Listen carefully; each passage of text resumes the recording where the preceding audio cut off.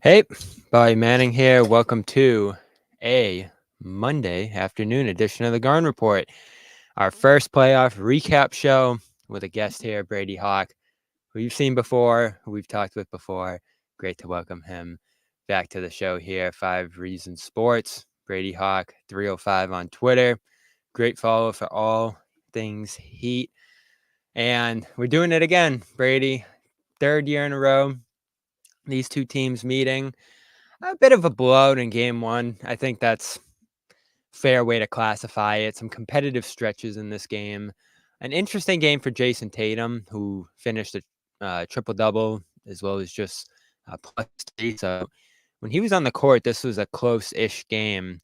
But some of the second unit stretches and the depth difference in these teams, given the injuries here, clearly the difference in game one where the Celtics led by as many as 31. Scorching shooting for Boston, not so much for Miami here. And an interesting place to pick up the series and look ahead because on one hand, I think you can look at this and say the Heat are just overwhelmed here. That 17-2 stretch to open, some of the massive runs Boston went on. And then you say, on the other hand, the Heat, given what they have here, competed decently for stretches in this game. So which side do you lean on?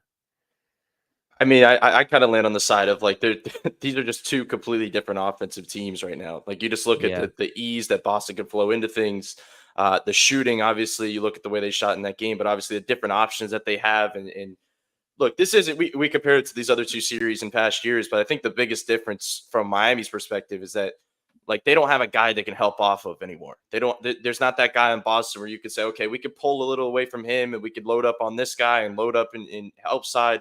They can't really do that anymore. Like they just have so much shooting on this team that they kind of have to like play. They have to stay home on so many different guys. And then you look on the other side of things. Miami just doesn't have many offensive options right now that can really flow into things. I think Boston, their switchability in their guard defenders really it can give Miami trouble with the lack of ball handlers and just natural scores that they have on the roster right now. And you just saw that. I mean, they really took Tyler out of things just with the way that they kind of ran around screens and just got him out of his rhythm. So it's like the the difference in the toughness of shots, I think, was the biggest difference in this game. It's like the amount of like good looks that Boston got consistently because of the overreactions and the amount of times Miami has to absolutely work for every single bucket that they could possibly get, whether it's offensive rebounds, trying to get an easy one off a tip in, trying to run the floor and get an easy one in transition. Like those are your options at this point because the half court is just such a difference maker on both sides. Yeah, let's start with the Heat defense and the Celtics offense, that matchup, because early in the game, of course, Brown goes on that run. Porzingis is hitting shots, Holiday, Tatum. So you end up at 17-2. And then the Heat worked back to 26-21, basically into those second units, putting the ball into Horford's hands. He missed a few shots inside and out, and then Pritchard, Hauser missed a couple shots there. I think those three went 2 for 8 from three in the first quarter. So they were going to bet on those guys missing shots, and they did for a quarter. And then to start the second, Hauser hit 3 in a row, and they're off to the races. So a little bit of hedging, it looked like, away from those guys. You can't zone it up quite the way you did in the past if you're No, Miami. And they tried it here. It did not go well. And then the Bam thing is going to be interesting to me too. Obviously, they'll need him more often than not straight up against Porzingis. And he's a guy that would roam a little bit in the past, maybe play off of Marcus Smart or Robert Williams. hmm And that guy, like you mentioned, isn't here anymore. So I expected the Heat to get creative and mix up looks with how they'd approach Boston here and maybe disrupt them a little bit by showing them a ton of different looks. But the Celtics responded to everything they saw pretty well in this game. for sure. I'm glad you brought up the zone because that's kind of the biggest difference. I mean, Miami's noted it. We can all see it. That's the biggest difference this year. Is you just can't go zone against this team as often. Number one, I think if you're Miami and you're looking at in approaching this, you're saying if we're going to go zone, it has to be a non-Porzingis lineups. Like that. That's kind of the way you have to look at it. He's a zone breaker. You can put him in the middle of there. He can stretch the floor, as we know. But I think the issue with Miami's zone in that game, as we've seen, like you're mentioning, the Tatum triple double, some of those Hauser threes, a lot of that was coming from like them just overreacting to Tatum, sending a double, it's a swing and it's a Hauser 3, or a swing and it's a Pritchard 3, and then he mixed in a lot of, skip passes, some really good reads over the top. And it's like, I think it's going to hit a certain point where if Miami is in the zone, you can't overreact to single coverages. You kind of have to allow it at certain points, because this isn't the same team anymore. You can't just say, okay, we're going to double this guy, because they're going to have a response. So I think that they're going to have more trust in their zone, in terms of like, okay, whoever's on that bottom box, just live with, Tatum taking a turnaround jumper, and just play the numbers game and say, if we're going to bet on anything, just let's bet on twos over threes at this point, like, instead of allowing these open threes over and over. And then the Bam factor is big. I mean, look, they won their last play-in game. They made the adjustment against Chicago, where they put Bam on DeRozan, and they put Nikola Jovic on Vucevic, which is something they've done a lot in the past. They like to kind of put Bam on a wing, and if they have somebody that could size up, that's just what they like to do. I was not of the mind that they were going to do that too often, especially in game one. But in this series, I think they want Bam on Porzingis. I think they want to try to keep that some type of length and physicality on him, to try to get him out of make things as tough as possible. And the recovery speed. I mean, look, they had moments where they had Kevin Love and Nikola Jovic on Porzingis. They're, running pick and pops, and it's, Jovic or Love lagging behind and has a late contested. It's a Porzingis 3. You want to put Bam or somebody as fast as possible to try to make those recoveries. So that's the biggest thing to me. I mean, I don't expect Miami to match Boston's offensive production. The Miami's only thing they can do is try to make games like this ugly. They have to try to just muck things up, and really give a crazy defensive effort, and try to push things into transition. So the only way to do that is now for them to make some adjustments. It's probably going to mean, as you said, less zone, and a little more single coverages on some of their wings, and just say, we have to bet on Bam, we have to bet on Haywood Highsmith, and a lot of our better defenders, just to play one-on-one and just see where it gets us. So that's kind of what I would expect in game two. Yeah, that was the only thing I could think of for them going into this series, is switch. It just switch, cut them off at the 3-point line, try to take those threes away. I mean, it felt like the Celtics were going to get 63s off in this one at a certain point. And you're like, wow, that's right where they want to be. And of course, if some of them didn't go down, maybe it's a closer game. They end up hitting 40% of the, I think 49 they ended up taking. So you're done if you're Miami, if that's going to happen here. 45% in the end, they're just ridiculous. So there's nothing you can do if you're Miami and you're in that position, giving up that kind of 3-point efficiency shooting. But there will be a game where that probably levels off a little bit. I think for the Heat, offensively, they got to hit their threes too. And that's what it's going to come down to here. They hit their threes in that Chicago game. They produced some quality looks throughout that game. And of course, no Butler in that one as well. So I think what you want to see is them match the Celtics shot quality, and they're capable of doing it. It's tougher without Butler. You got the hero Bam pick and roll you can go to, and they try to get in the mid range. They try to get to the rim, it looked like. And I felt like as this game went on, they got a little more comfortable offensively. The numbers were just abysmal early on, and then they finish off, what was it right here? 47% from the field, 32 from three. Those were much lower earlier in the game. So you got Jovic going a little bit later. DeLon Wright hit 5 threes in the fourth, which was ridiculous, and made it close-ish after 31 late there. I thought Love attacking Hauser early on worked pretty well. And Hawkes, it looked like early on, I don't know what to say other than the lights were a little too bright, but he got more comfortable as the game went on there too. So you saw some guys start to wake up and do some things in this game offensively for the Heat. And like you said, Brady, they're not going to match what the Celtics do offensively in terms of firepower.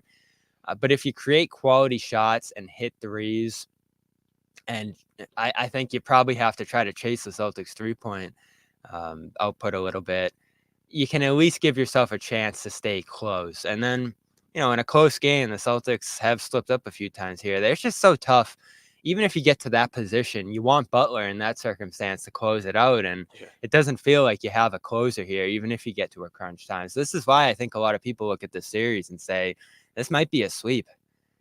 No, I've been kind of talking about that in terms of like, if it is a close game in one of these games and it comes down to it, that is the worry if you're Miami, is the closing time.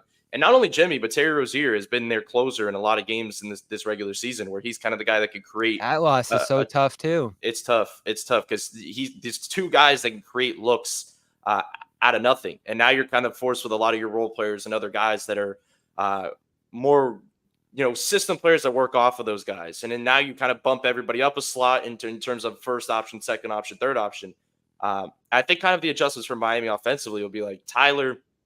You mentioned the Tyler Band pick and roll. It's always been kind of one of their mainstays. But I think Boston's so prepared for it. I mean, it's the number one thing on the scouting report. Everybody knows it's coming. They know what coverage they're going to throw at it. So I think the adjustment for Miami is more Tyler off ball. They're going to try to work different actions off the ball for him, try to get him more, spot ups, say, we need your shooting more than anything right now. So we're going to try to work you in that area. And you mentioned Jaime Hawkins. I think that's kind of the guy they're going to have to put the ball in his hands a ton, as we've seen in this last game, because, I mean, Tyler has to find, advantages against the drop. He has to find space in that area, and the way Boston kind of cut it off and switch it off kind of hurts him in that way. Whereas Jaime can find different advantages on switches or something with his back to the basket. Like if you're Miami, you're saying we can go to that at least and try to see if we can get a better look out of those actions. So then it comes back to Bam, who has to, be aggressive as he was in game one. I thought he was, put his head down a few times. And look, Boston didn't get to the line a ton in that game one, obviously. Miami, if you look at this roster right now, they are not going to get to the line in the series. Like, they don't have guys that are getting to the free throw line consistently. It's Bam, and that's it. That's the only guy that you could possibly see getting to the line maybe more than 4 or 5 times in a game this series. So they have to, like you said, they have to shoot the ball at a higher level. And I think the big thing, other than us just saying, oh, they have to make shots, they have to take their first shot. Because I think Boston did a really good job of that in game one, where like Miami was like overthinking their initial looks, where like they probably could have had like a first shot. And how many shot clock violations did they have in that game? They're like dribbling into nothing into an extra kick out. Like, I think that's going to be the main thing that Miami's coaching staff is kind of hammering, is like, if you have an open look at any point in the shot clock, at any point of your half court offense, you have to take it. You cannot play into Boston's defensive strengths and kind of extend possessions, because that's what they want you to do, because then they can rotate around and use their length and switch and everything along those lines. So Miami's going to have to just get shots up, kind of like they did in that fourth quarter run. I mean, I'm not saying you're going to get DeLon Wright 5 for 5 from 3 at any other point in the series, but you have to have opportunities there where you just take shots. You cannot put your back against the shot clock. You can't have turnover problems. Like, if Miami has any chance to like win games in this series, you have to blow Boston out in the turnover battle. Like, you have to absolutely turn them over. You have to get out on the break. And if you're losing that battle, you are putting yourself in a very hard position. So I think the last thing I'll say is Miami is a bad transition team. They've been all season. They're not very good in the fast break. But when you look at this roster right now, and you look at their starting lineup, and you look at all the young guys across the board, I think Miami's approaching this right now saying we have to just play fast against this team. We're not going to get to the line. We have a bunch of young guys that want to run. We just have to play fast, play into the fast break, and see where it gets us, and see if we can create runs out of that. And ideally, you do it off of turnovers. So I think that's kind of where Miami's head's at offensively, because, like I said, there's not a lot of open advantages against this team. Yeah, and you mentioned all those margins. That rebounding category in particular, when you talk about just getting that first shot up and seeing what you can produce there, that's one area I expected them to perform better in. They finished with 5 offensive rebounds, which isn't close to enough, especially when the Celtics on the other end are emphasizing that, and they pick up 10. They're just launching. The shot total was only 82-81 in the end in favor of Boston, but that 3-point advantage, 49-37, you got to find ways to bridge that gap, because it's not going to be free throws like you talked about. At least in game one, it wasn't 16-6. The offensive rebounding battle goes to Boston. The turnover battle relatively even. And I thought Boston played a little sloppy at times in this game. And they still end up playing even in the turnovers, with the Heat committing 9. I think, again, a lot of those shot clock and some other just over dribbling and bad ball management and just getting into the offense too slowly there. They got to get the shots up. I think you're exactly right about that, because that's how the Hawks have done it at times. It's just bombs away. I think even the Bulls, if they made it into the series, would have done the similar thing in just terms of letting their guys fire away and try to keep up with that 3-point battle. And listen, you got to find something here. It's not the best strategy to just fire away and take that first look. Not try to get deeper into it and find a really good look. I know the Heat want to do that a lot of times, but you're just up against a math battle here. Obviously, you're up against a personnel battle too, but you got to find a way to even this out sometimes. And honestly, if you want to push this series to 6 games and give yourself a game 6 in Miami and try to get lucky there, you got to try to get hot from three in a game or two and give yourself some life here. And they didn't give themselves that chance in game one. Yeah, and I mean, it comes down to rotations a little bit too. I mean, I think from Miami's perspective, a lot of us were kind of talking about that Kevin Love needs to play more for Miami. I mean, he gives them a base I offense agree. at least to get a good look off. Like they made their run in that first quarter when Kevin Love came in. He played 5 minutes in the first half, And and to your free throw point, he had 10 free throw attempts in the Chicago game. made no sense. I still don't understand how that happened. But yeah, he gives them a spacing factor. He kind of pulls different guys away from the rim, and he can get them into their actions. He can get into the handoff stuff. He can get into his pick and pop stuff. Like he at least gives them a different dynamic offensively. And like you said, they have to get threes up. They have to kind of get those shots up. And the other guy is Duncan. I mean, he's not very healthy. It feels right now like And he battled nobody is. back. Yeah, nobody's healthy, but he's playing through it. And he was questionable in that last game of the regular season for Miami. Nobody really understood how, because we knew he wasn't going to play. He did not play. He did not play in the Philly game, even though he was available. He played in the Chicago game. He still looks like that back's bothering him. So it's hard to just say, okay, you need that guy just to put up a bunch of threes and get hot, because it's a hard expectation. You're not expecting that at this stage. That's why, as I said before, you're going to probably lean on Tyler in off-ball sets a little bit more. Just try and see if you can get him hot, hide in those corners, try to see if you can move the ball in that way. But it all starts, you're not just going to get open spot up looks. You have to generate paint touches. You have to generate rim attempts. And there's only a couple guys in this team that are really doing that right now. And it's Jaime Jaquez and it's Bam Adebayo. Like those are the two guys that are going to have the ball in their hands a ton, possession after possession, and try to get things going north and south. So the offense thing is the tough part. That Miami's going to probably be sitting here right now making all their defensive adjustments, because offensively there's only so much they could do with what they have at right now. Like there's only so much they can lean into. So they just got to play faster and just lean on the defense, I guess. Yeah, at the same time, you got to keep up with Boston, especially if Boston has some cold stretches. You got to be able to take advantage offensively. And there were some moments in this game where the Celtics left the door open and the Heat just went ice cold for periods of time, even against some second units that Boston had out there. And theoretically, I think the Celtics have done a pretty good job holding up when teams try to go against Hauser. It slipped a little bit in this game, and there was a stretch there where you're wondering, like, is he going to be able to stay on the court here after missing a couple shots, after giving up a couple looks to, I think, Jaquez and maybe Love inside too. They kept those guys on the floor. Those guys survived. They got hot. And when the bench goes in Boston's direction too, beyond all the other stuff we're talking about here, you're really at a loss if you're Miami here. And, looking at some of the guys coming off their bench, you mentioned Love, right? I didn't know what to expect from him coming into this series, and he was really quiet early, and he just caught fire. I don't know if that's going to happen again. And then Robinson, which, maybe he gets healthier as the series goes on. They got 2 days off here, and then they have 2 days off before game 3 as well. So maybe that helps him to some degree, but he didn't really become a factor there either. Highsmith, too. I looked, and going into the series, I think he shot 38% from three this year. I was surprised because I felt like every time the Celtics played them, he just can't make anything, which they need him to be able to do, because the Celtics are going to hedge away from guys too, as you mentioned that Miami likes to do. The Celtics have done it all year. They've done it going back to those 2022, 2023 teams with Robert Williams. So they're going to hedge away from guys like that and dare them to shoot too, and they got to be able to knock it down.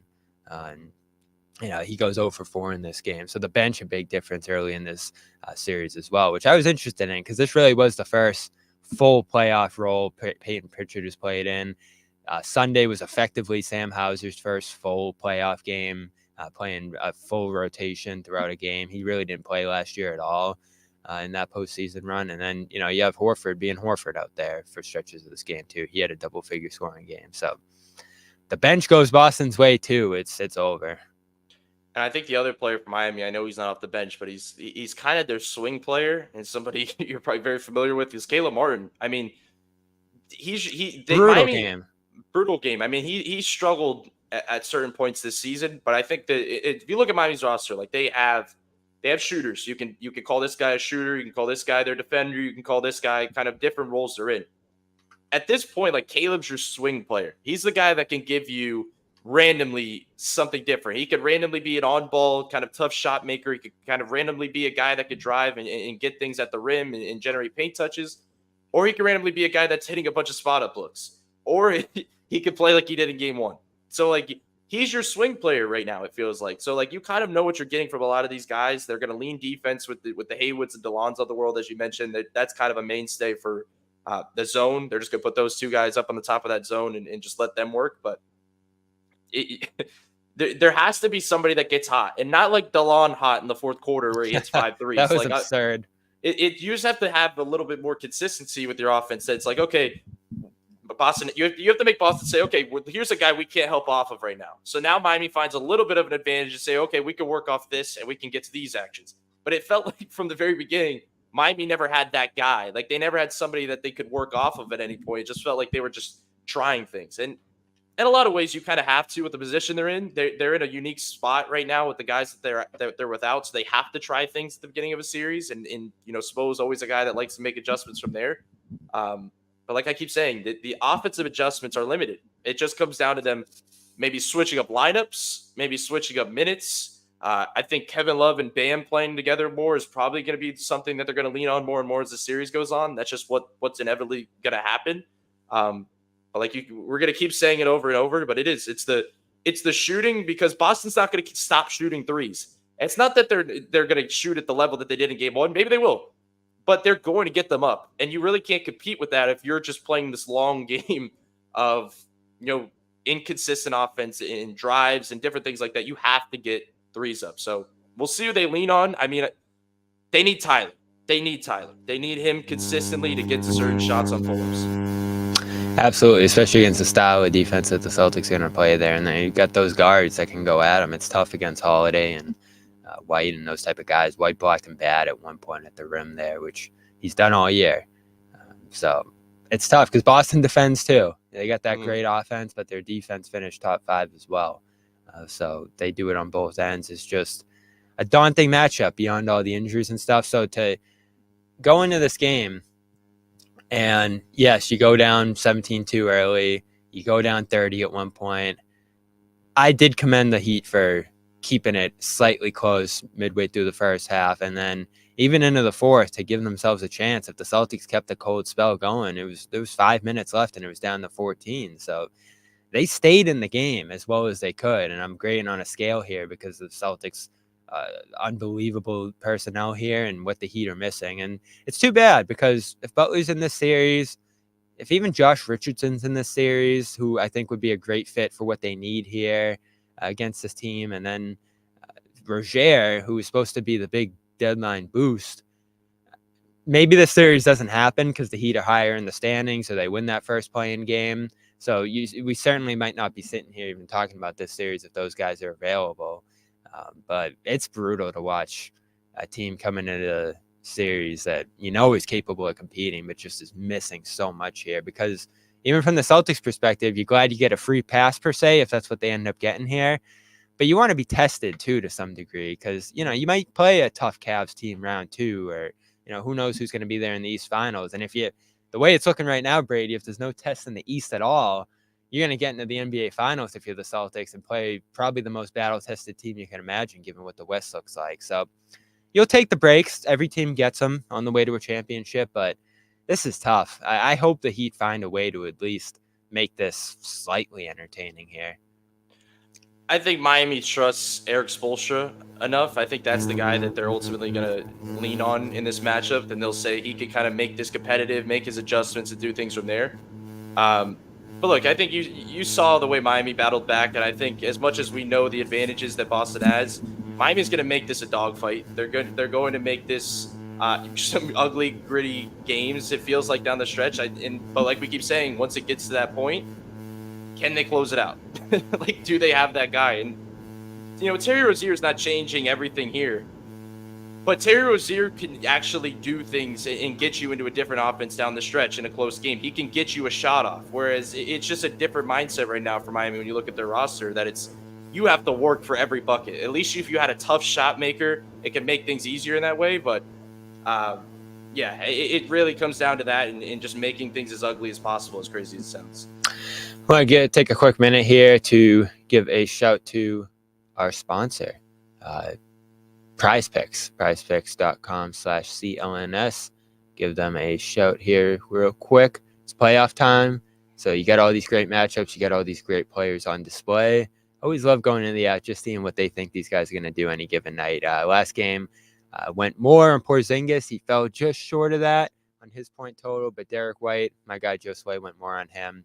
He had a big game after a slow start, so it's fun.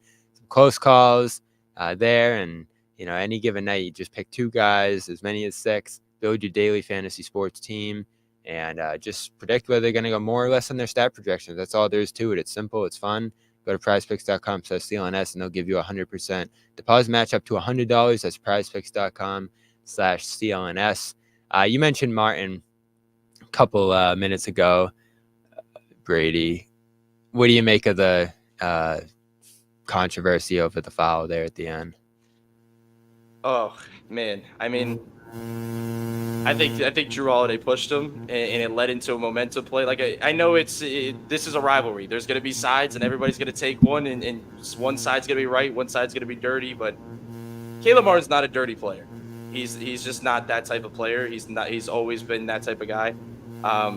And there was, I know things are very controversial on social media and everything talking about it, but I mean, Drew got him with a little uh, momentum push there, and it went into the body of Tatum. But this idea that Spo is setting things up to hurt opposing teams' players is, I don't even know what to say about that. Like, that is the farthest from the truth. But yeah, I think it was just kind of just an unnecessary play that led to Tatum falling. But I mean, the fact that he got right up, the fact that he was able to kind of bounce up from that, because I think everybody watching that was thinking might have hit his head on the floor. Even he might have even had contact there, but he got right up and he seemed like he was fine, and it seemed like there was no even mention of anything of it somewhat injury. So I mean, that was a positive, I guess, from Boss's perspective. But I mean, my take on it is I didn't think it was a dirty play.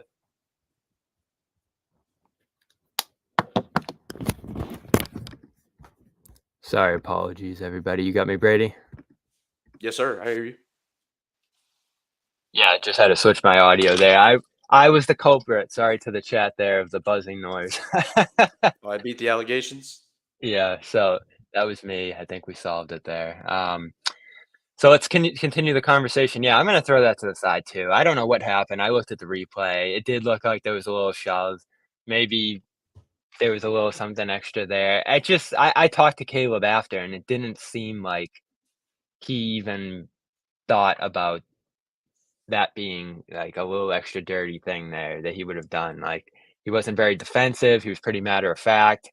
He talked about the momentum kind of throwing him in there, and then he tried to help him up. Like, if there was anything extra he was trying to show there, I don't think he goes and helps him up. So you saw that too. The scout thing's silly. The timeout was a coach's challenge, Right. and there was 90 seconds left. And I guess the one thing you could say is why the Celtics starter's still in the game at that point, in a 20-point game with 1 minute left. So I don't know. That might be my takeaway, if anything, there. So I don't know. It'll be interesting though, because there has been some moments this year. Duncan and Jalen got into it in that Super Bowl Sunday game, and Yep. they got wrapped up, and Duncan wasn't happy with Jalen, and he got in his face. So that's the kind of stuff that's going to happen in this series. And Spo said in the opening press conference there, you can't be fearful going up against this kind of team here. So how do you try to bridge the gap between these two rosters here? Probably be a little extra physical, get in guys' faces, try to get under their skin. I know Bam leveled Derek White with a hard screen there a couple minutes before. So this stuff's going to happen. And Tatum even said that. He expects there to be some hard hits, fouls, and he just jumped right up and went and shot the free throws. So he expects it, and that's how the Celtics are going to have to approach this too, if anything does come up like this here at all in this series. But it'll be interesting to see if anything comes out of it and just how the Celtics feel about it. They kind of shrugged it off. Caleb gave his side of the story there, and we'll see what happens. It's a playoff series. Stuff's going to come up. Yeah. 100%. I mean, it's playoff basketball. I mean, nobody expected it to be not physical, especially when we're talking about these two teams. I mean, the history that they have, The fact that they've had these moments in the past, the regular season or not, like this is Miami Heat, Boston Celtics basketball. This was not Miami's not going to roll over either. It's as much as the expectation is that this is a one-sided affair. Like Eric Spoelstra is going to come in and have this team ready to at least compete and have the mentality that they can win this series, whether everybody thinks they're crazy or not. That's just the mindset that they're always going to have. So um, this is going to be physical both ways. It has to be. And maybe it needs to be after we just watched both teams just chuck up threes. And as we were talking about game plans, they're both just going to sit on the outside and shoot. Maybe it needs to be a little more physical and play that type of game. So we talked about Boston's defense and how much they've improved and the different things they could do. As I said before, Miami's going to lean into their defense even more. So as much as this series goes on and it leans more and more into defense for both teams, physicality is going to happen. It's going to get to that point, and it's a rivalry, as you said. Yeah, what impresses you about Boston's defense? Because I don't feel like that side of the ball gets talked about enough for them. They were uneven last year on that side. They, of course, gave up 43% three-point shooting to the Heat in that East Finals last year. Lapses left and right. I thought they overhedged in that series away from Martin again and again and just gave up wide open threes to guys like Mhm. that on the Miami side. And I feel like their defensive inconsistency last year, even though they ranked well, was a big reason that their team was so erratic, especially into the playoffs. They finished 10th, I wanna say, out of 16, playoff teams last year in defensive rating before they fell to Miami in 7 there. So, this unit looks much better. Porzingis blocked a couple shots in this game. Tatum had a couple really nice steals, just fronting guys. He knocked Hawkins to the ground at one point, and just the ball bounced off him and out of bounds. So some good turnovers for us. That's not something the Celtics have done well all year, is forced turnovers, but positionally they defend pretty well out there, and Porzingis has been a part of that. Of course, you had Drew Holiday, the dynamic, who was, Yeah. recovering loose balls across the back line and just trying to throw them off Heat players and get the ball back there. So this was a strong defensive performance for the Celtics alongside their 45% three-point shooting and the big offense output. I mean, yeah, you mentioned them helping off Caleb in the past, and I leaning to it. But I mean, the reason they don't have to help off those guys anymore is because they have such strong point of attack defenders. I mean, you'd help off because your guard defender loses the ball handler, and then all of a sudden it's a 2-on-1. You pull over. They're not forcing. Miami's not forcing many 2-on-1s right now. It just seems like they're just getting to certain spots and and just containing really well. Like I said, the book is kind of out that the physicality defensively with Tyler is what you need to do as a defense. I mean, they were Boston was extremely physical with him and was able to kind of get him out of those comfortable pull-ups and things like that. And I mean, the other thing I thought Boston did well defensively was just they didn't send much doubles at Bam. I mean, they pretty much said, I know they talked about after the game, kind of living with certain shots and everything, but I mean, they're pretty much saying we're going to let Bam to take certain shots and let him work. And if he puts up a bunch of points, he does. But we're not pulling off of the outside. And it gets back to what we were saying and saying Miami needs to get these shots up from outside. Boston's kind of saying, well, we're not going to allow you to get a bunch of shots up outside. We're going to make you play the mid range game. We're going to make you, if Bam drops 35, he drops 35, but we're not going to pull off of you. And I mean, it's kind of a it's a good game plan for what Miami has right now with the guys that they have available. So and look, Boston has a bunch of switchability. They have a bunch of guys that um they could kind of switch off of many of the actions that Miami runs because Miami runs a lot of these guard like kind of guard screens or guard actions. Um they could just switch all over the place and kind of let Porzingis kind of alter some shots around the rim and do things like that. And Miami kind of views it as well. We're going to wait for Pritchard or Hauser or somebody like that come in and let Jaime mismatch hunt. Like that's our best advantage, and that's why you saw Jaime get an advantage. I mean, he had 16 points. I don't think he had a three or a free throw. Like it was all stuff inside the arc and just kind of working from there. It's what Miami did with Jimmy in the past. That was kind of Miami's offense in a lot of those games against Boston in the past. That they're going to kind of let him operate with his back to the basket and see if you could force an overreaction there. If maybe Boston starts to stunt a little bit, then maybe you start working your kicks and your swings, and maybe you get more threes. So, but to answer your question, I mean, Boston definitely gives you trouble, not healthy or healthy. Like they just have a good, point of attack system that they work around. What more can Bam do? I know there's so much on his shoulders already, and I thought he had a pretty good game, uh, hitting shots, even hit a corner three at one point. Um, is there anything else he can do beyond what he's already doing here? I mean, he can't let up. I mean, he has to attack. He has to take those shots. As I talked about the single coverage, he can't He has overthink to it. be so aggressive. He has to be. I mean, he's the one guy that can force, as I just mentioned the word overreaction. He's the one guy that can potentially force an overreaction for Boston. That maybe they start to stunt a little bit more toward the middle of the floor and try to just turn him over in a way that maybe you can set up. Miami can set up some sprays for threes. It's like nobody else in this team is really going to force that. Nobody is really going to force a major adjustment from Boston um, to change up their game plan. So Bam has to do that. And like I said before, I said it earlier, look at this roster right now. There's not guys on this team that are going to average more than 4 free throw attempts a game in this series. They don't have that guy right now on the roster. Like Jimmy owns that for Miami. He's the guy that puts them in position in the free throw line. So it's Bam or nobody. It's like Bam or bust when you talk about putting your head down and getting calls. He has the ability to kind of use that pump fake and get into that bump, get into that foul on the jumper. He could put his head down, do stuff around the rim, maybe get to the line. But that's the important thing. Like if you could somewhat control the game in the paint with Bam and just try to control pace at some degree, because I mean, I think we could both agree. I don't think Miami's going to control pace for a good portion of the series. Boston just has the momentum. They have the firepower. They have the shooting. So Although Miami, in the fourth quarter, and I know it's 31 at that point, yeah, Boston does slow down a little bit there, and that's when the Heat teams make rack their up some run. Right. possessions and get some shots off and stuff like that. So you really the only area where the Heat can catch them off guard is that fourth quarter, late game, close Hmm. game.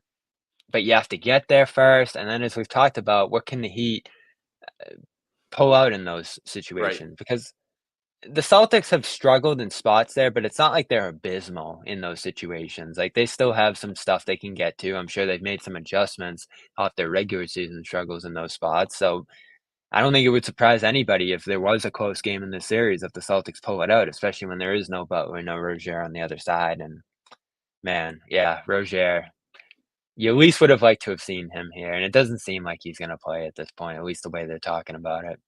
You don't get the feeling. I mean, they're making it, to day, week to week kind of thing. That maybe if Miami extends the series a game or two, you could maybe get to that point. But it does not seem likely. It does not seem likely whatsoever that they're going to rush him back.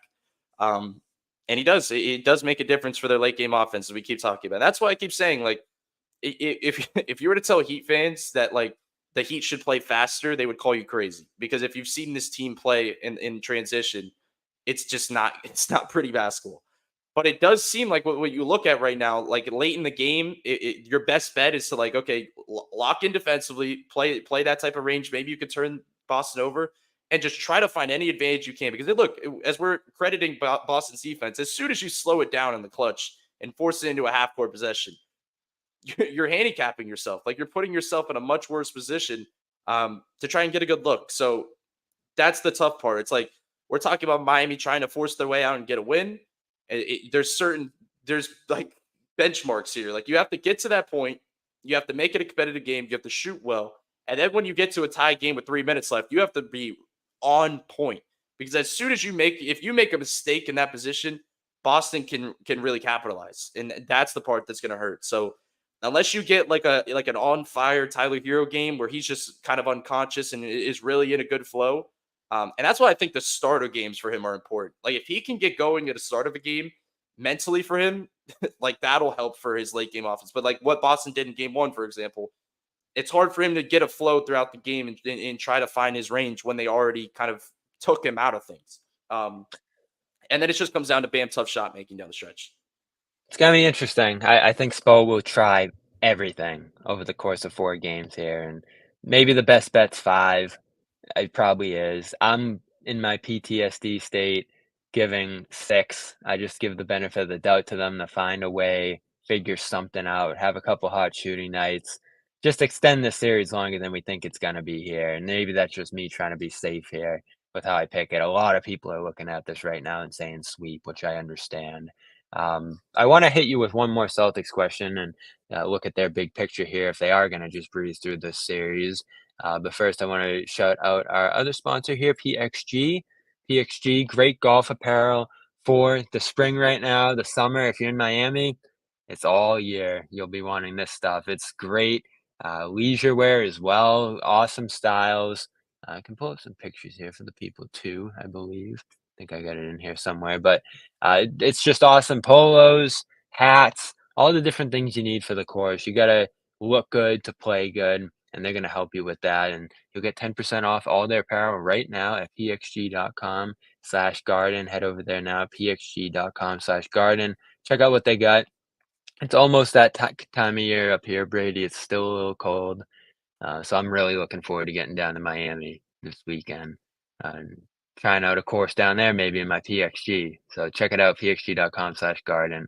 Save 10% off all apparel. And I really am. I was hoping for this one, Brady, in part because I think it's always more interesting when these teams play.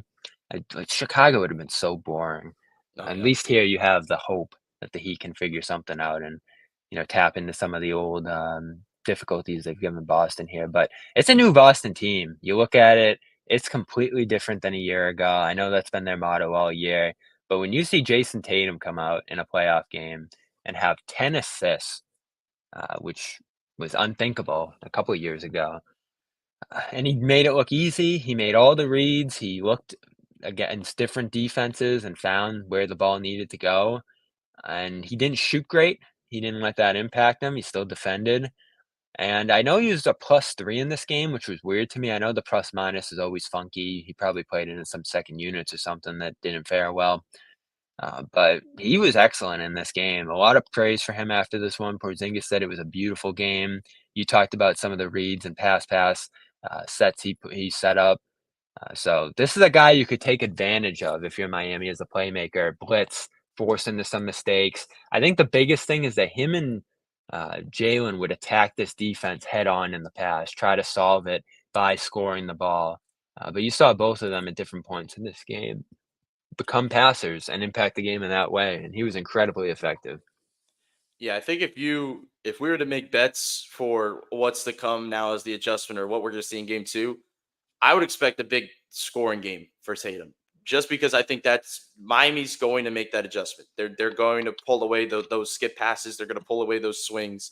Um, and it sounds crazy, but they're going to allow more single coverage against Tatum. Like they're when they're in that zone, because as much as we say, even Heat people talked about them pulling away from the zone. You can't play zone against this team, so they're going to go away from it. It's become their base, like one of their base defenses. They're not just going to go away from it fully. They're still going to lean on it. But there's certain principles within the zone that they could stay away from, which is one of the things is that the top guy helping down on Tatum or whoever's in that mid post area.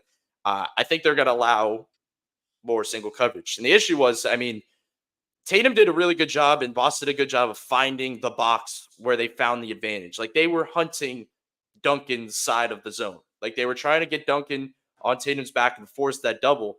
But I mean, the way the zone is set up, you have backline defense, you have things behind you that you don't really need to overreact from the top, it felt like. And I think that's where Miami's going to feel this out. So 100%, as I said before, Tatum, great game one. I thought with the passing, with the skip passes to the weak side corner, I thought that set everything up. I thought he made incredible reads with the way Miami's defense reacted to him.